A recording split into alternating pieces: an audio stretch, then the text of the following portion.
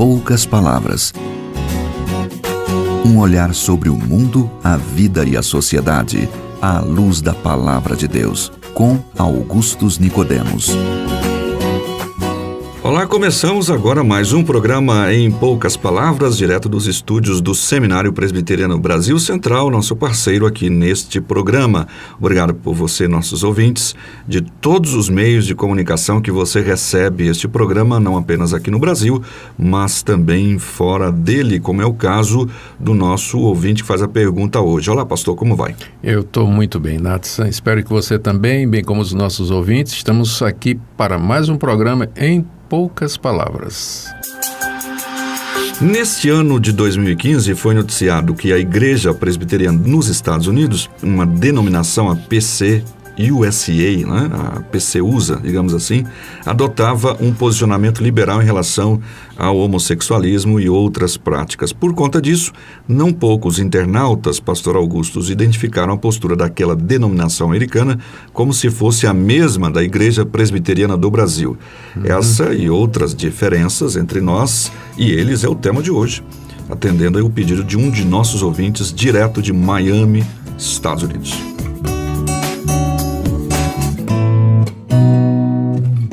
Pastor Augustus, então, o nosso ouvinte, estando lá, né, o ouvinte William Truax, que mora em Miami, ele escreve: Olá, pastor Augustus e Nathan, graça e paz desde os Estados Unidos. E agradeço muito pelo programa em poucas palavras e sempre espero com muito prazer a próxima edição.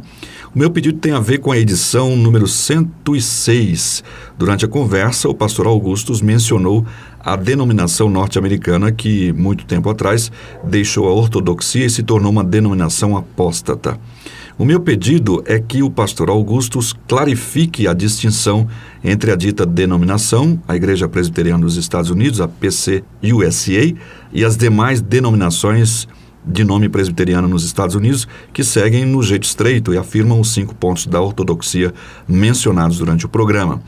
Então, as denominações presbiterianas ortodoxas dos Estados Unidos são a igreja, ele diz aqui alguns, vou deixar o senhor identificar, e ele quer essa distinção, né? Porque morando lá, talvez... Sim, tá certo.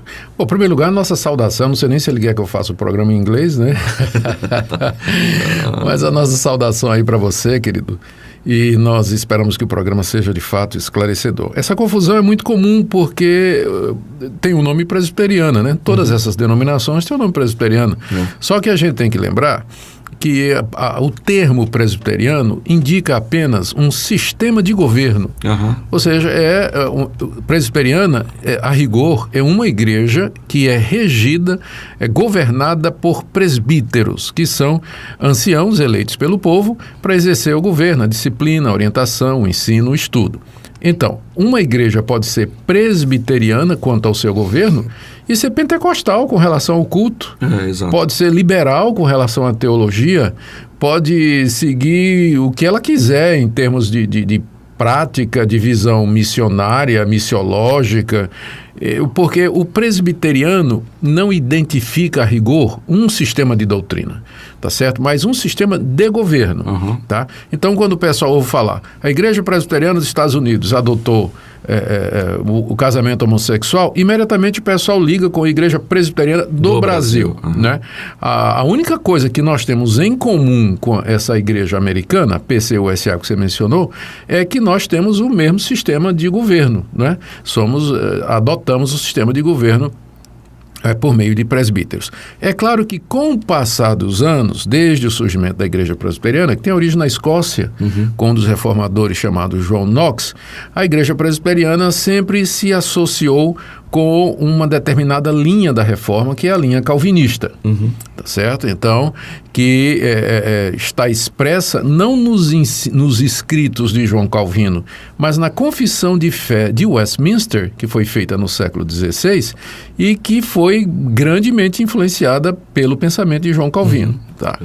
Agora, algumas igrejas presbiterianas já não adotam mais essa confissão de fé como sendo uma expressão correta do sistema doutrinário que nós temos na Bíblia. Por exemplo, a própria PCUSA. Para ela, ela é uma das confissões que ela aceita, não é? Ela não aceita. Aqui no Brasil, você tem a Igreja Presbiteriana Unida, que é uma denominação muito pequenininha e que não adota a Confissão de Fé de Westminster. Na verdade, ela é bem liberal, tem até casamento gay também. Exatamente, casamento gay e esse tipo de coisa. Bom, agora pensando lá no cenário nos Estados Unidos, me perdoe se eu não lembrar as datas, não é porque não é aqui no Brasil e talvez eu erre nas datas, mas a história lá é mais ou menos o seguinte. Havia a Igreja do Norte e a Igreja do Sul, nos Estados Unidos. Ambas bem conservadoras, Igreja Presbiteriana. Com o passar do tempo, uma delas se influenciou grandemente pelo liberalismo teológico. E então isso aí foi no final do século passado. Final do século passado, início do século passado. E aí, então, houve uma grande confusão em torno do seminário de Princeton, que era o seminário dessas denominações, e onde havia professores que ficaram grandemente influenciados pela teologia liberal, mas havia também um grupo que resistia, um grupo de presbiterianos conservadores, que queriam manter a tradição teológica presbiteriana. E a briga foi tão grande que esse grupo conservador saiu e fundou o seminário de Westminster, que, aliás, foi lá que eu tive o privilégio de fazer o meu doutorado e depois o pós-doutorado, mas que seguiu essa linha mais conservadora. E aí, essas duas igrejas, depois de um tempo, elas acabaram se unindo e fizeram a grande PCUSA, que era uma das maiores denominações dos Estados Unidos, milhões e milhões de membros. Só que o elemento liberal que tinha lá dentro foi ganhando espaço. Foi crescendo, foi tomando os seminários, foi tomando as principais igrejas, e aí então começaram a adotar o método crítico de interpretação, que a Bíblia ela era relativa, que a cultura tinha que dizer à igreja o que é que a igreja deveria fazer, que práticas adotar, e aí então começaram com o movimento feminista. Então, na década, vale dizer aqui, deixa eu voltar um pouquinho, Nathan, que foi essa igreja que mandou o primeiro missionário americano para o Brasil, que foi o Ashbel Green Simonton, né? Que está fazendo 156 anos que o Simonton chegou aqui no Brasil. E ele veio exatamente lá do seminário de Princeton, mandado por essa igreja, pela Junta de Missões, que curiosamente foi a mesma Junta de Missões que mandou o primeiro missionário presbiteriano para a Coreia. Né? Então a igreja da Coreia e a igreja brasileira, presbiterianas, elas têm mais ou menos a mesma idade, né? Mesma época. Bom, mas voltando à nossa história. Lá nos Estados Unidos, então, na década de 50, começou a vir a argumentação que a Bíblia era relativa, que ela estava cheia de mitos, cheia de mitos e influenciada pelo veso cultural da sua época, e que aquele discurso de Paulo que as mulheres não podiam exercer liderança, aquilo era da época, né? Paulo era machista, então isso não vale para nós hoje. A mulher estava de fato alcançando e galgando posições de governo, de autoridade na sociedade. Por que a igreja seria retrógrada? Enfim, eles começaram a votar e resolveram aceitar pastoras dentro da igreja, contrário à prática presbiteriana e o que a Bíblia diz. E aí o resultado é que, a partir daí, a Igreja Presbiteriana do Brasil rompeu com eles.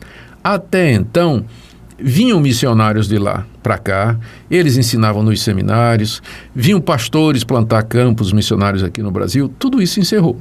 A Igreja Presbiteriana do Brasil, né, cessou as relações com a Igreja-mãe desde a década de 60. Por conta desses desvios. Por conta de 50, 60, a gente não tem mais nada, nenhuma relação com eles. Houve recentemente algumas tentativas de reatamento, mas as duas são... Isso faz uns 15 anos, né, que se tentou reatar isso, mas já isso não deu certo, porque água e óleo, não mistura, não tem a menor possibilidade, não é?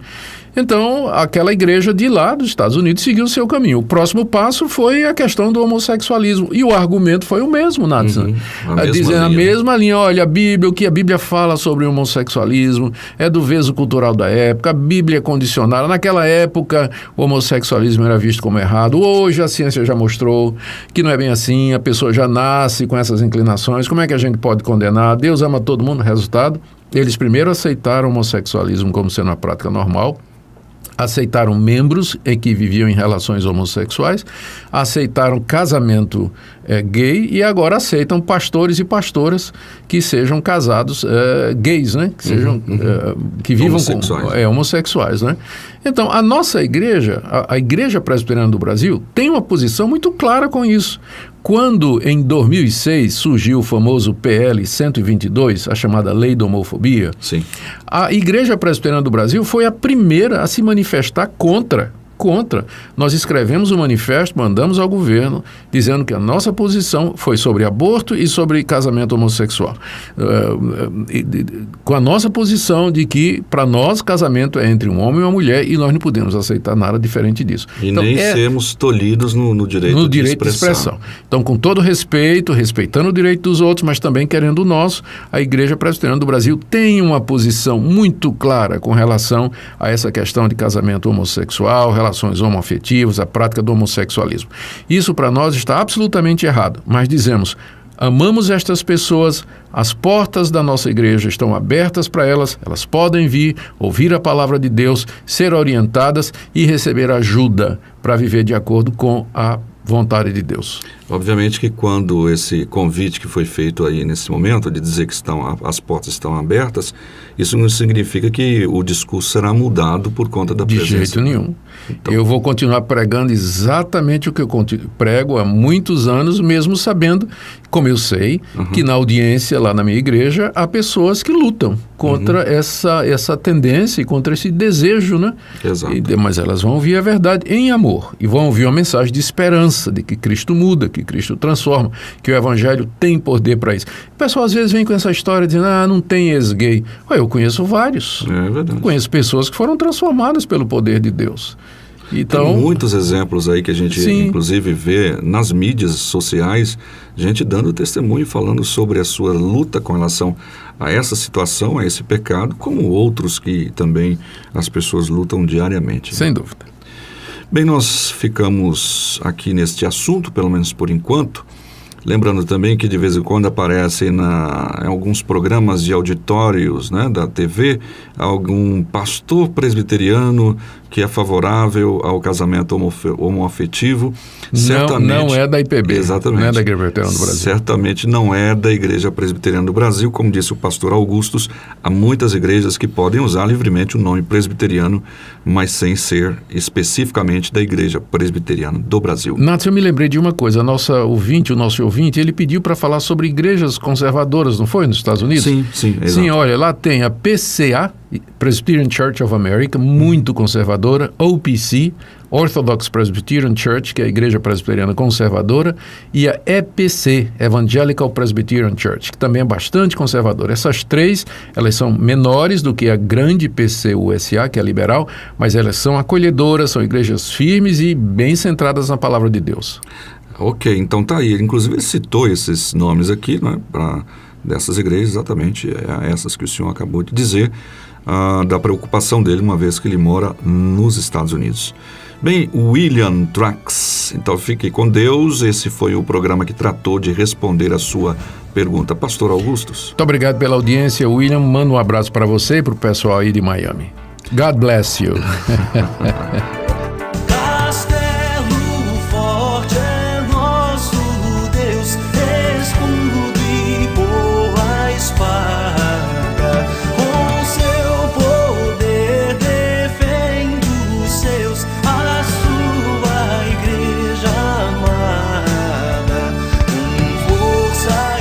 Nos dias 3 a 5 de novembro, acontece o 13º Encontro da Fé Reformada na Primeira Igreja Presbiteriana de Goiânia.